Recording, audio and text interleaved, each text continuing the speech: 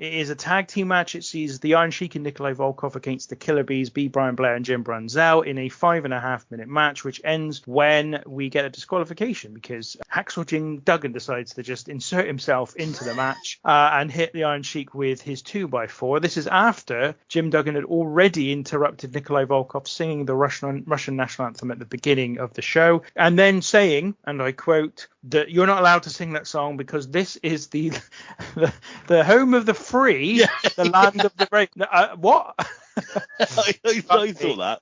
That's a wonderful contradiction. If ever the contradiction inherent in patriotism was exposed, it was right here. The match is not particularly great, but what did you think of it, guys? Matt, why don't you go first? It actually surprised me a little bit. Not that I thought it was match of the night or anything, but it was better than I thought it was. Which again, the way in which I watched the show, I almost really didn't like it at first because I didn't see the Hacksaw Jim Duggan bit at the start. So at first I was like, what the f is Hacksaw Jim Duggan doing there? Just randomly crashing this. So to be fair, that's a valid point, even if you have seen it. That's what you think at the beginning of the match as well. So yeah, I suppose it is, but at least I got to put the whole pieces of the puzzle together eventually. But yeah, I mean, for a tag team match, I mean, I wasn't expecting as much sort of double team sort of stuff as they did. I mean, it took a couple of minutes for them to sort of almost settle down, like it was all in there all together, and I just thought that was quite chaotic, but in a good way. Like, particularly at this time, I wasn't really expecting that, so I thought that was kind of cool. I was like, oh, they're all in there together, that's cool. It's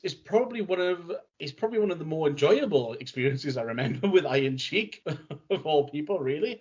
He got a good couple of suplexes in there.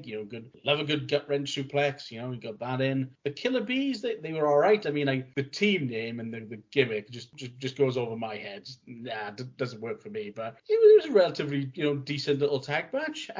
It was actually better than I thought. So I quite enjoyed it. I don't remember much from this match, so I'll run through my notes. Okay, Hacksaw comes down to interrupt the national anthem, and then my thought was, I guess if Hacksaw Jim Duggan has to be on the card, I'd rather him do this than wrestle. So I can't, be too argue that. And then I did notice there was a little American flag on the 2x4, which is lovely. And it was at this point when I realised that the Killer Bees were wrestling in Jordans rather than wrestling boots, matching green and black Air Jordan 1s. And I was like, that's amazing. And then I spent the rest of the match researching if they were Jordans or if they were Nike Dunks. And I think they were Dunks, actually, so everyone will want to know. It's effectively the same shoe. The one's got Nike on it, and the other one's got Jordan. I'm so glad you cleared that up for us, Tom. Yes, I would have lost some sleep over that, I can tell you. But I did think to myself, a lot of wrestlers are doing that these days, so the Killer Bees were trendsetters in that instance. After Duggan hits the old Sheiky baby with the 204, he says that it's eye for an eye, and they don't play by the rules, despite the fact that he has just illegally interfered in the match and hit him with a 2x4. So again, the hypocrisy is astounding from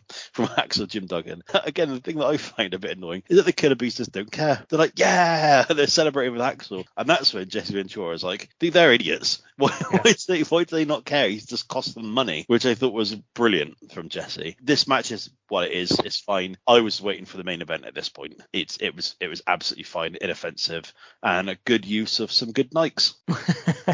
Yeah, I mean, it was all right. I mean, it's one of those forgettable matches on a 12-match card, which you are going to get some of. And the tag team division was pretty stacked, though, on this massively. show. Yeah, I thought that. I mean, you got the Bulldogs, the Heart Foundation, the Killer Bees. You're soon to get the Powers of Pain, who are disappointingly not on this card. We're soon to get Demolition. We're soon to get Strike Force coming. Obviously, the Can-Am connection were pretty good. You got the Rougeos, although at the moment on this pay-per-view they're baby faces, but they're about to turn heel and be very entertaining. The Brainbusters are going to come in soon. That period is what could be considered a golden age of tag team wrestling in a promotion that never put any stock in tag team wrestling. So they've got some great tag teams and never really utilized them as much as they could do. Well, the other thing is it reminds me a little bit of about 2017, 2018, that sort of time. WWE's roster ballooned to a massive size. They signed every decent talent pretty much in the entire world. Shortly before AEW came into being, they had pretty much everybody under contract, either on the main roster or NXT or in development of some kind. It reminds me of that, because at the time WWF were still trying to put all the territories out of business. They were still